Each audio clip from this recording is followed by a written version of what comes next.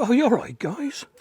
Just about to sow a load of seeds, and it's one of those little eureka moments. I've been picking up a few new subscribers, thank you very much, and there's a few followers, and they're asking me questions like, how do I do this, how do I do that? And it's occurred to me, I've never done a proper seed sowing video. You know, back to basics, that's a good one. Back to basics, or seed sowing indoors 101. You know, real down to earth information. So here we go then.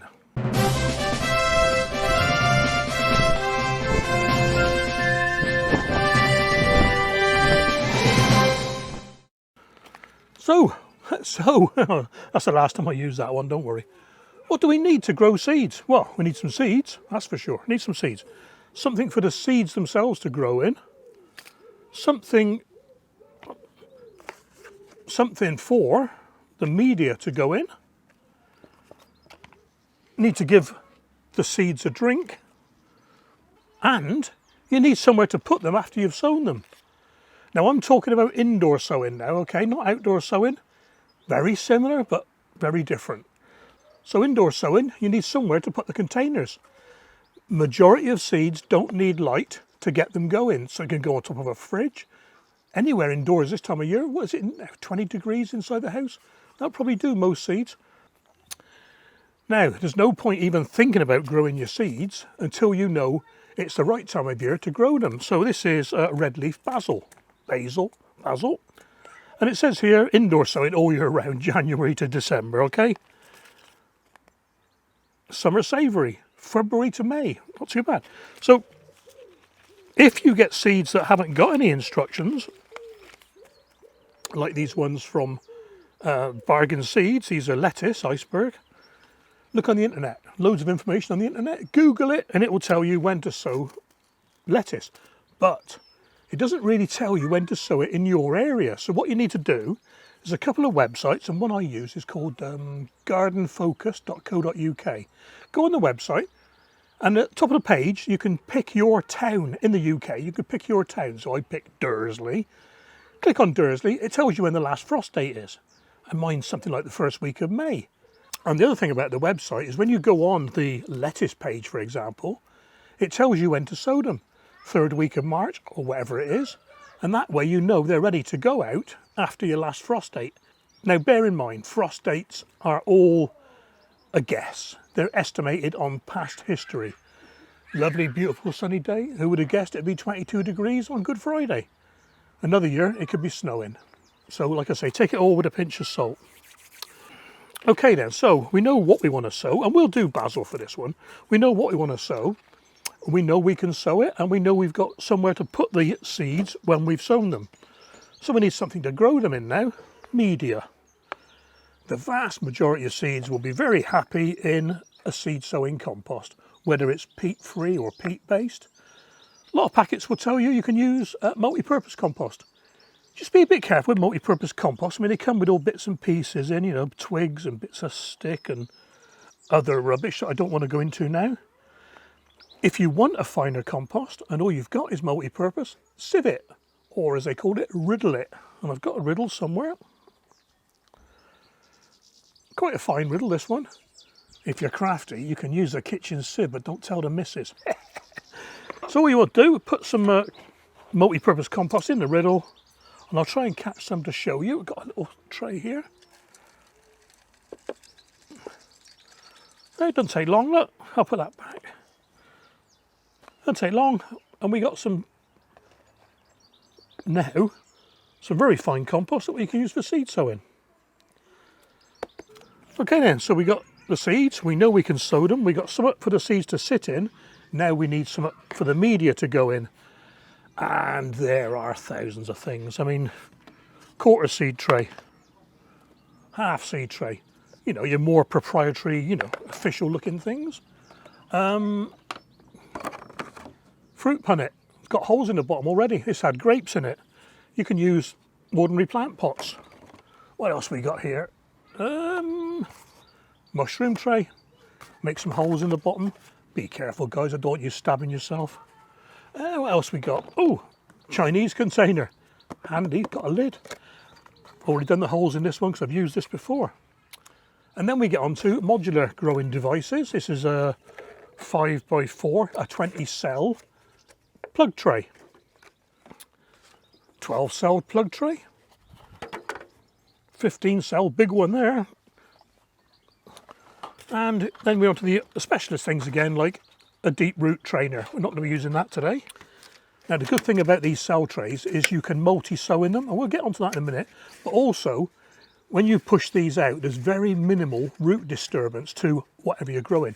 Some plants, like beetroot, don't like root disturbance. If you was to grow beetroot in, say, a quarter seed tray, they wouldn't be very happy. They may grow, but they won't be happy. And the other thing you need to think about, especially earlier in the year, is covering the seeds when you've sown them. Like I said, this handy little Chinese tray's got a lid already. Quarter cell seed tray. This one came with a lid. Proper job. If your container is small enough and you haven't got a proper lid for it, pop it in a poly bag. This little yogurt pot, for example, in a sandwich bag. Sorted. And all the lid does, it keeps the humidity up, keeps the moisture in, keeps a little bit of heat in, like I said, especially earlier in the year. Right, we're getting there. We've got the seeds. We know we can sow the seeds. We've got the media. We got the tray. Next thing, very, very important, vital, I'd say, is labels. Plenty of labels around. Proprietary plant labels. Lollipop sticks. Popsicle sticks, if you're in America. Lollipop sticks. I think that might be a Magnum. And a fruit split. Terry King uses Venetian blinds cut up. Somebody else uses pieces of fizzy pop bottles. Very good idea. But what I like to do, I like to write on a piece of electrical insulation tape and stick it to my container, because I've got this terrible habit of losing the label. Especially outside. I mean, I've got a tiny little garden. Only takes a cat to walk over, knock the label out, and I don't know what that is. So what I do, and we're going to do basil, so I'm going to write basil on this bit of insulation tape here. Red basil.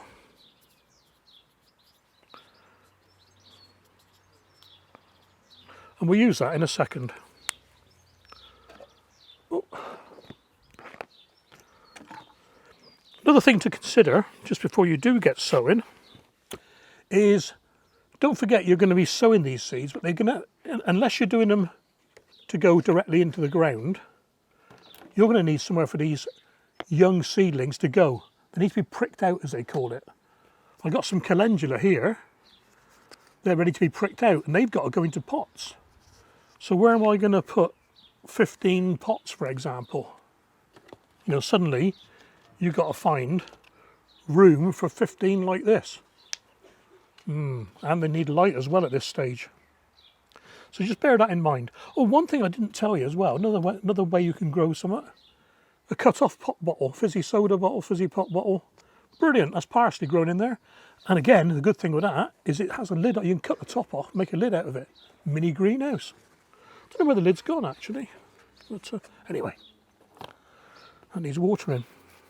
So, okay then, guys. Well, I think we're nearly there now. Oh, we got to talk about seeds, haven't we? Right, seeds come in all shapes and sizes, as you probably guess, and so do the packets. We have pictorial packets, we have seeds that come in a little bottle, seeds with no information whatsoever, these are from Bargain Seeds, more pictorial, seeds that I've saved, seeds with information on but no picture, these are from CK Horticultural Supplies, climbing French beans. Seeds that your friends send you. These are Azure Blue Kohlrabi from Danny, Grapevine Allotment. And then you've got any sort of club membership seeds. These are Pickling Cucumbers from the Veg Growers Podcast Club. And it goes on and on and on and on. Okay. Right, these pictorial packets, in general, and this is a very general statement, you tend to find these are slightly more expensive than the no information packets. The reason being, they've gone to a lot of time and effort to give you all this gumph on the back. And I'm going to talk about that right at the very end of the video. So what we got on the back there, let's have a typical look at what we got. This is cauliflower, all year round cauliflower from Thompson & Morgan. Top of the packet, it's got a little bit of advertising gumph. Large tight heads, sweet flavour when eaten raw, blah blah blah. So that's the one to get you to buy it. Just below that, we've got a little chart of the months to sow it indoors and outdoors and when to harvest it. So this says indoors February to May, so we're spot on now because it's April. And then it tells you how to sow it. So just bear with me while I read this. Sow in individual pots or a seed tray of good seed compost. Now this one actually mentions seed compost. And cover with 6 millimetres of compost or vermiculite. Keep at a minimum temperature of 15 Celsius until germination takes place in around 7 days. 7 days. Bear in mind 7 days. There's no good looking at your tray after 3 days and thinking, oh, that's a waste of time. I ain't got any blooming cauliflower. It says 7 days on there, so 7 days. So I think what we ought to do now is look at a few seeds. And I'm going to have to be careful with this because it's blowing a little bit. Okay then, here we are with some seeds on top of this little Chinese food container. And you can see they're all different shapes and sizes. So we've got, top left, we've got runner bean seeds, French bean, cobra seeds, we've got some courgette seeds in the centre there. Right at the top right corner, we've got some pelleted lettuce seeds. Just in front of those are some normal lettuce seeds. And just right at the very front there, these dinky little spots, summer savoury seeds, tiny little things. Okay then, so in general, all these seeds have got the same requirements. They need something to grow in, they need a bit of moisture, they need or may not need a bit of heat, and some need a bit of light. Summer savoury, for example, grow better when they're not covered, but the rest need covering. And a general rule, if you're not sure and you can't find any information, is sow the seed 1 to 2 times its depth. So a runner bean, for example, that looks about 1 to 2 inches deep. French bean, about 1 inch deep, courgettes about ½ inch deep, and so on. It's only a rough guide, because when you sow it in the open, in the ground, you make a line in the soil, just drop them in and cover it back up. That's not 12 mil, that's 15, 20, 8, 6, it's all over the place, and they still grow. So don't worry about the actual depth. Well, I'm going to put these back in very quickly before I lose them. Okay guys, we're ready to start sowing. After all that, we're getting down to the nitty gritty. Now, before you do anything else, write your label. Because what's going to happen now? You're going to start sowing these seeds, you're going to scatter them on top, the phone's going to go, delivery man's going to turn up, or you rush off to the toilet. And when you come back, you get sidetracked because you've got an email on the computer. The next thing you know, you ain't got a clue what's in this container. So, first thing you do, put the label on. Right then. Now this is where you can go one of many ways. There's loads of ways to do this. Some people, it's conventional, is you put a bit of compost in your container, tap it down a bit. You can, if you've got very small seeds, gently press it down to give it a level surface. Then you sprinkle your seeds on, or nice and neatly, and cover the seeds as it tells you. If you haven't got a riddle and you don't want to use the kitchen sieve, then get your hands and just sprinkle like this. Like I say, 6 to 12 mil deep, whatever it says on the packet or whatever you've Googled. That's one way. And then you water. I'm not going to do the watering now because I don't want to get the compost wet. And then you water, give it a good watering, put the lid on, put it aside. Another way of doing it is load your compost exactly the same as before. Then water it, get it really wet, sow your seeds, put your compost on top, water it again. Some people don't water it a second time. There's as many ways of doing this as there are stars in the sky, you know what I mean? One more thing to mention, you need the compost to be moist to start off with. It's no good if it's bone dusty dry. I mean, that's off the surface there. But if it is, sprinkle it with water, leave it a couple of hours, or if it's really, really dry, water it well the day before and then come back. Your seeds will thank you for it. They won't grow in this dust. This dust is going to take ages to soak any water up, to rehydrate. So this is nice and moist out of the bag.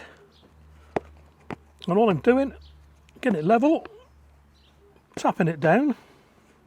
I've labelled it. We got basil, red basil.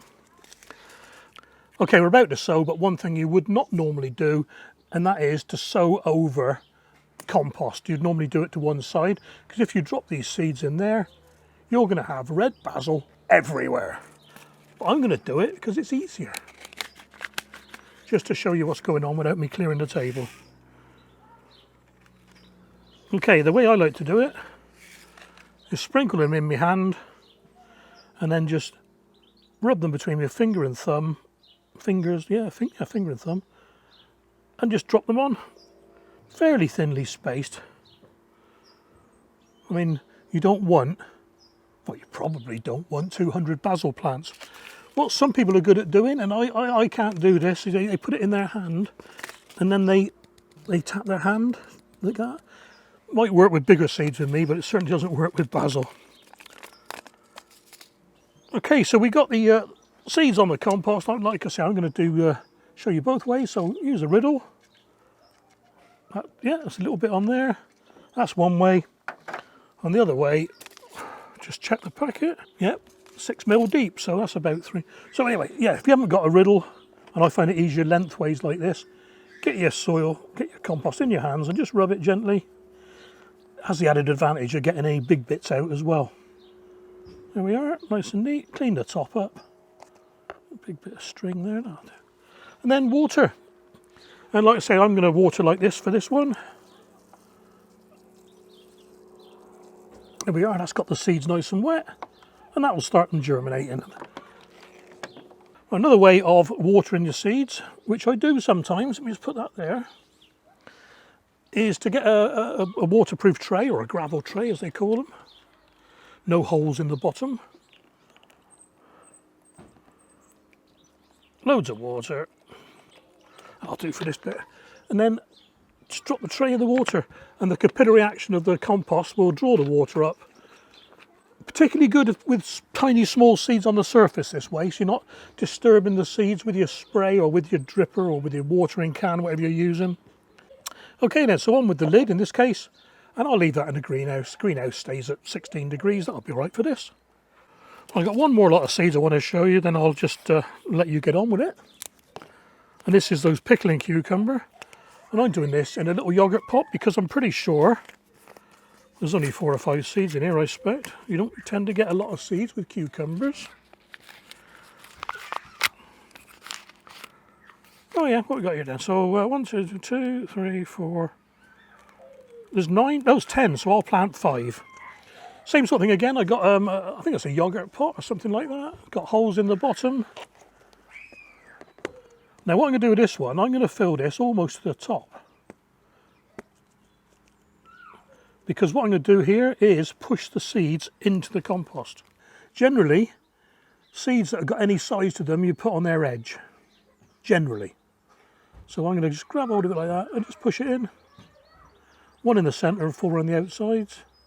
What this does, it stops moisture sitting on top of the flat of the seed and making it rot. So,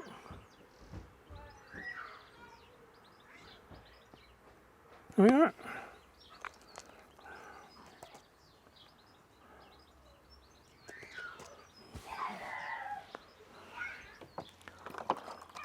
And this one I'll soak from the top. These won't get watered again now until they germinate.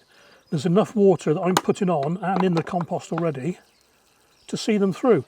And they're being sealed anyway in this bag.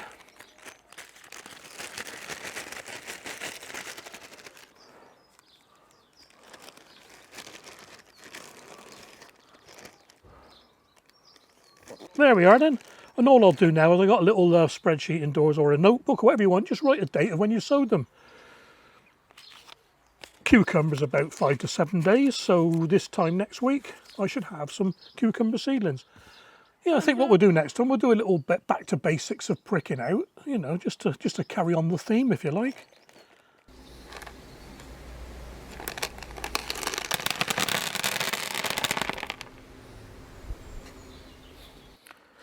Okay guys, I very quickly raided the grandkids' pencil box to show you this chart. So this is germination in percentage, 25, 100. And this is temperature degrees Celsius. That's 2, 4, 6, 8, 10. 2, 4, 6, 8, 20.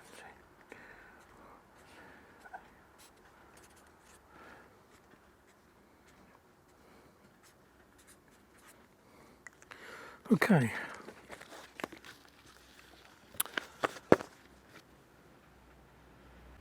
I tried to do it upside down, but it didn't work. So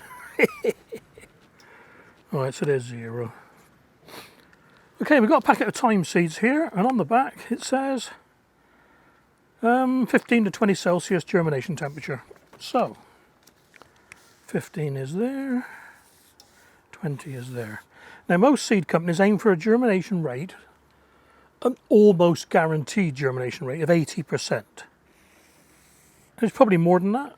Usually is more than that, but they say 80 because they don't want complaints when you haven't got 100%. So we sow our seeds and we hope to get them in the soil, in the compost, between 15 and 20 Celsius. Because if we did them at 2 degrees, there's no germination. At 4 degrees might be a little bit, and 6 degrees a little bit. 8 degrees, they're perking up. 10 degrees, we're getting a 25% germination. And then they're waking up, around about 15, 20 degrees. They're happy, and it gets warm and they're not too bad, and then it gets a little bit warmer and they start dropping off again.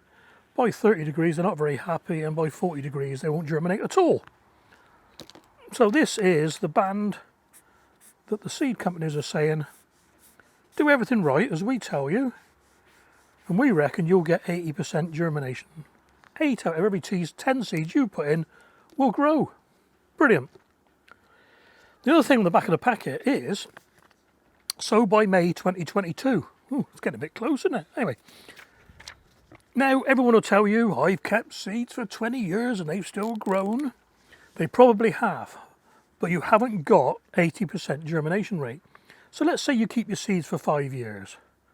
They'll do pretty well. They'll still grow, and you won't get quite such a good germination rate. And it will basically follow the graph like that. But at 10 years,